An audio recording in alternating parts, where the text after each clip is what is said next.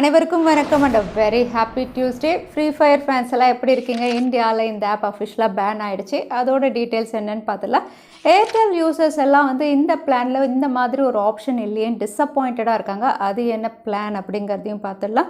ஃப்ளிப்கார்ட்டில் செல் back option அப்படின்னு ஒன்று கொண்டு வர போகிறாங்க. எல்லாமே பார்த்துடலாம். டெக் நியூஸ் நம்பர் 750 இன்றைக்கும் பேடிஎம் கான்ட்ராஸ்ட் இருக்குது. டீட்டெயில்ஸ் எப்போ மாதிரி உங்களுக்கு டிஸ்கிரிப்ஷனில் இருக்கும், நீங்கள் செக் பண்ணிக்கலாம். ஸோ வீடியோக்குள்ளே போகிறதுக்கு முன்னாடி இந்த சேனலை நீங்கள் முதல் முறையாக பார்க்குறதா இருந்தால் என் பேர் வனா, இது டெக்னிக்கல் சென்னை. அனைத்து டெக் செய்திகளும் தமிழில். இந்தியன் கவர்மெண்ட் 2020 கிட்டத்தட்ட 250 சைனீஸ் ஆப்பை பேன் பண்ணியிருந்தாங்க. இப்போ மறுபடியும் February 2022 கிட்டத்தட்ட 54 சைனீஸ் ஆப்ஸை பேன் பண்ணியிருக்காங்க. இதில் ஃப்ரீ ஃபயர் அப்படின்னு பார்த்தீங்கன்னா ஒரு பாப்புலரான கேமிங் ஆப். இதை நிறைய பேர் விளையாடிட்டு இருக்காங்க. இந்த ஆப்பும் பேன் ஆயிருக்கு. 2020 நிறைய ஆப்ஸ் பேன் ஆச்சு. ஸோ இப்போ ஃப்ரீ ஃபயர் அப்படின்னு பார்த்தீங்கன்னா பேன் ஆயிருக்கு. இது கூடவே இன்னும் சில gaming app, dual space, barcode scanner, stick fight, voice recorder, app லாக்னு இன்னும் சில ஆப்ஸும் பேன் பண்ணியிருக்காங்க. காரணம் அப்படின்னு பார்த்தீங்கன்னா 2020 எதுக்கு பேன் பண்ணாங்களோ அதே காரணம் தான். டேட்டா நம்மளுடைய இன்ஃபர்மேஷன் அவங்களுடைய சர்வருக்கு ஷேர் பண்ணுறாங்க அப்படிங்கிற காரணத்தினால இந்த ஆப்ஸ் இந்தியாவிலேருந்து பேன் பண்ணிட்டாங்க. ஸோ ஃப்ரீ ஃபயர் இனிமேல் ப்ளே ஸ்டோர் அண்ட் ஆப் ஸ்டோரில் அவைலபிளாக இருக்காது. ஸோ நீங்கள் ஒரு வேளை ஃப்ரீ ஃபயர் விளையாடுவீங்கன்னா இதை பற்றி உங்களுடைய கருத்து என்ன? ஏன்னா கமெண்ட் செக்ஷன் அப்படின்னு பார்த்தீங்கன்னா ஒரு மிக்ஸ்டு தான் இருக்குது. சில பேர் ரொம்ப சந்தோஷமாக இருக்காங்க, சில பேர் ரொம்ப வருத்தமாக இருக்காங்க. ஸோ உங்களுடைய கருத்துக்களை கமெண்ட்டில் ஷேர் பண்ணுங்கள். ஃப்ளிப்கார்ட் இந்தியாவில் புதுசாக செல் பேக் ப்ரோக்ராம் அப்படின்னு ஸ்டார்ட் பண்ண போகிறாங்க. ஸோ இந்த ப்ரோக்ராம் அப்படின்னு பார்த்தீங்கன்னா இந்தியா முழுக்க 1700 பின்கோட்ஸில் ஃபஸ்ட்டு அவைலபிளாக இருக்கும் அப்படின்னு சொல்லியிருக்காங்க. ஸோ இந்த செல் பேக் அப்படின்னு சொல்லும்போது உங்களுடைய பழைய மொபைல் ஃபோன்ஸ் இதெல்லாம் நீங்கள் சேல் பண்ணலாம் ஃப்ளிப்கார்ட்டில். ஸோ ஃப்ளிப்கார்ட்டில் வாங்கின ஸ்மார்ட் ஃபோன்ஸ் மட்டும் இல்லை, நீங்கள் வெளியே வாங்கினது, ஆஃப்லைனில் வாங்கினது, அமேசான் வேறு பிளாட்ஃபார்மில் வாங்கினது கூட இங்கே நீங்கள் சேல் பண்ணுற மாதிரி ஒரு புது menu option Flipkart e commerce வெப்சைட்டில் ஹைலைட் ஆகும்.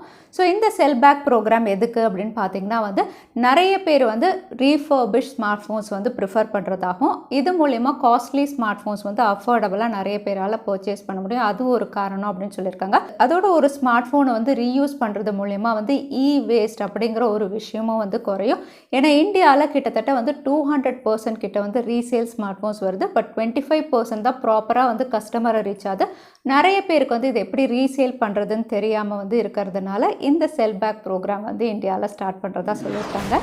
இந்தியாவில் 2023 தான் அஃபிஷியலாக லான்ச் பண்ணுவாங்க. பட் லான்ச்சுக்கு முன்னாடி ஸ்பெக்ட்ரம் ஆக்ஷன் அப்படிங்கிற விஷயம் கண்டக்ட் பண்ணி யார் யாருக்கு என்னென்ன ஸ்பெக்ட்ரம் அப்படின்னு அலாட் பண்ணுவாங்க.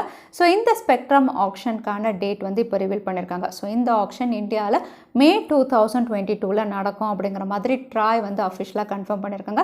அது மட்டும் இல்லை, May 2022 யாரெல்லாம் பார்ட்டிசிபேட் பண்ணுறாங்களோ அவங்க இன்றைக்கி, அதாவது February 15 அவங்களுடைய ஃபார்ம்ஸ் எல்லாம் ஃபில் பண்ணி தரணும். ஸோ இந்தியாவில் ஸ்பெக்ட்ரம் ஆக்ஷன் 2022 May அப்படிங்கிற மாதிரி கன்ஃபார்ம் ஆயிருக்கு. சாம்சங் கேலக்ஸி S22 சீரிஸ் ஏற்கனவே லான்ச் ஆகிடுச்சு. இந்தியாவிலையும் இந்த ஸ்மார்ட் ஃபோன் Snapdragon 8 Gen 1 தான் அப்படின்னு மென்ஷன் பண்ணியிருந்தேன். நிறைய பேர் அல்ட்ரா மட்டும்தான் Snapdragon 8 Gen 1, மற்ற 2 ஸ்மார்ட் ஃபோன் கிடையாது அப்படிங்கிற மாதிரி கேட்டிருந்தீங்க. 3 ஸ்மார்ட் ஃபோனுமே S22, S22 Plus, அதுக்கப்புறம் S22 Ultra, மூணுமே Snapdragon 8 Gen 1 அப்படிங்கிறது அஃபிஷியலாக சாம்சங் அவங்களுடைய ப்ரெஸ் மீட்லேயே கன்ஃபார்ம் பண்ணியிருக்காங்க. ஸோ அவங்களுடைய அஃபிஷியல் ஹேண்டல்லே இது மென்ஷன் பண்ணியிருக்காங்க. ஸோ இந்தியாவில் Snapdragon 8 Gen 1 தான் வருது. குளோபலில் லான்ச் ஆனால் அதே ஸ்பெசிஃபிகேஷனோட தான் வரப்போகுது. விலை அப்படின்னு பார்த்தீங்கன்னா இன்னும் அஃபிஷியல் ப்ரைஸ் இவங்க அனௌன்ஸ் பண்ணலை. கூடிய விரைவில் அஃபிஷியல் ப்ரைஸஸ் அனௌன்ஸ் பண்ணணுன்னு நான் டெக் அப்டேட்டில் ரிவீல் பண்ணுறேன். ஏர்டெல் யூசர்ஸ் அப்படின்னு பார்த்தீங்கன்னா ஏர்டெல்லுடைய ரீசார்ஜ் பிளானில் இந்த மாதிரி ஒரு பிளான் இல்லை அப்படின்னு சொல்லி ரொம்பவே டிசப்பாயிண்டடாக இருக்கிறதாகவும், நிறைய பேர் கஸ்டமர் சப்போர்ட்டில் இந்த மாதிரி ஒரு பிளான் வேணும் அப்படின்னு ரிக்வெஸ்ட் பண்ணுறதாகவும் தெரிய வந்திருக்கு. இந்த பிளான் அப்படின்னு பார்த்தீங்கன்னா 1.5 GB டேட்டா 365 டேஸ் பிளான் தான். ஏர்டெல் அப்படின்னு பார்த்தீங்கன்னா 1.5 GB டெய்லி டேட்டா நிறைய பிளான்ஸில் ஆஃபர் பண்ணுறாங்க. இது 28 டேஸ் இருக்குது, 56 டேஸ் இருக்குது, 77 டேஸ்னு இந்த மாதிரி தான் இருக்கே தவிர 365 டேஸில் 1.5 GB டேட்டா கிடையாது. அதே ஜியோ, வோடஃபோன் எல்லாருமே 1.5 GB டேட்டா 365 டேஸ் கொடுத்துருக்காங்க. பட் ஏர்டெல் அப்படின்னு பார்த்தீங்கன்னா கஸ்டமர்ஸ் மறுபடியும் ரீசார்ஜ் பண்ணணும் அப்படிங்கிறதுக்காகவே அந்த பிளான் கொடுக்கல அப்படிங்கிற மாதிரி கஸ்டமர்ஸ் ஃபீல் பண்ணுறாங்க. ஏன்னா 1.5 GB டேட்டா அப்படிங்கிறது தான் டேட்டா பிளான்லேயே ரொம்பவே பாப்புலர். எல்லாருமே அதை தான் ரீசார்ஜ் பண்ணுவாங்க. ஸோ அது 365 டேஸ் அப்படிங்கும்போது ஒரு வாட்டி ரீசார்ஜ் ரீசார்ஜ் பண்ணால் வந்து ஃப்ரீயாக இருக்கலாம் அப்படிங்கிற மாதிரி கஸ்டமர்ஸ் ரிக்வெஸ்ட் பண்ணியிருக்காங்க.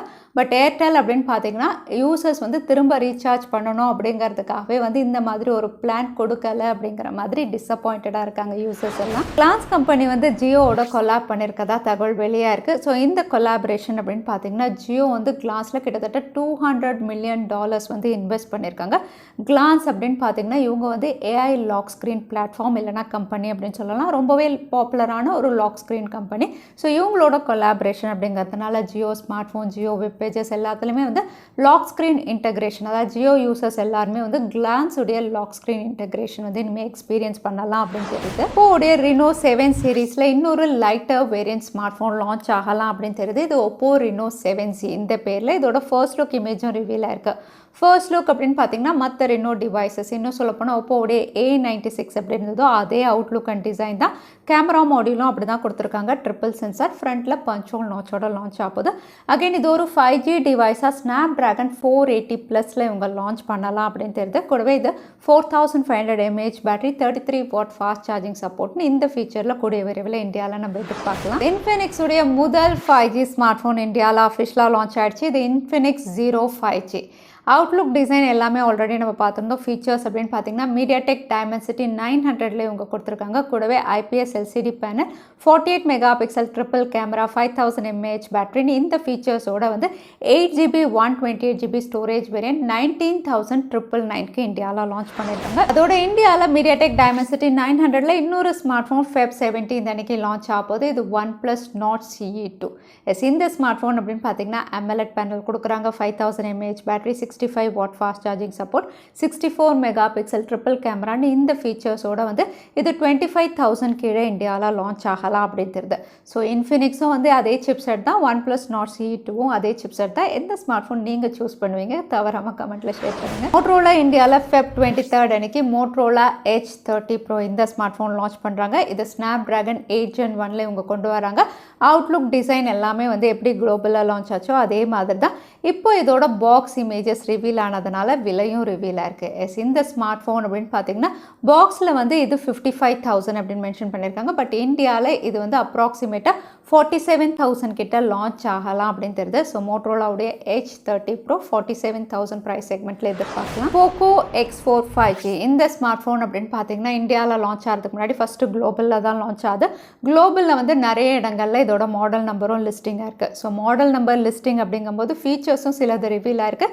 இது ரெட்மியுடைய Note 11 Pro 5G தான் இவங்க ரீபிராண்ட் பண்ணுற மாதிரி தெரியுது. ஏன்னா ஸ்னாப்ட்ராகன் 695 அப்படிங்கிற மாதிரி தான் வந்து ஸ்பெசிஃபிகேஷன் தெரிய வந்திருக்கு. ஸோ போக்கோவுடைய X4 இந்த சிப்செட்டில் தான் குளோபலாக லான்ச் ஆகுது. இந்தியாவிலும் இதே ஸ்பெசிஃபிகேஷனோட தான் வர அதிக வாய்ப்பு இருக்குது. அடுத்ததான் இன்னைக்கு பேடிஎம் கான்டெஸ்ட்கான கேள்வி என்னன்னு பார்த்தலாம். ஃப்ளிப்கார்ட்டில் என்ன புது ப்ரோக்ராம் இந்தியாவில் லான்ச் பண்ணியிருக்காங்கன்னு இந்த வீடியோவில் சொல்லியிருந்தா அதுதான் இன்னைக்கான கேள்வி. இந்த கேள்விக்கான பதிலை கீழே #Technical Chennai எந்த டைம் ஸ்டாம்பில் அந்த பதிலை நான் சொல்லியிருந்தேன். அதுக்கப்புறம் பதில் டைப் பண்ணுங்கள். வின்னரை நாங்கள் ரேண்டமாக சூஸ் பண்ணுவோம். ஸோ லாஸ்ட் டைம் கேட்ட பேடிஎம் கான்டெஸ்ட்கான கேள்விக்கான பதில் சாம்சங் A52s. நிறைய பேர் சரியான பதில் சொல்லியிருந்தீங்க. அதில் வின்னர் வந்து சதீஷ். கங்க்ராச்சுலேஷன். இமெயில் வழியாக எங்களை காண்டாக்ட் பண்ணுங்கள். தவறாமல் யூடியூப் லிங்க் அனுப்புங்க. உங்களுக்கு பேடிஎம் கிஃப்ட் வச்சு வந்து சேரும். ஸோ இன்னைக்கு டெக் அப்டேட் டுடே கடைசிக்கு வந்தாச்சு. வீடியோ பிடிச்சிருந்தா லைக் பண்ணுங்கள். யூஸ்ஃபுல்லாக இருந்தால் உங்கள் ஃப்ரெண்ட்ஸோட ஷேர் பண்ணுங்கள். இன்னொரு வீடியோவில் பார்க்குறேன். Stay safe, stay happy.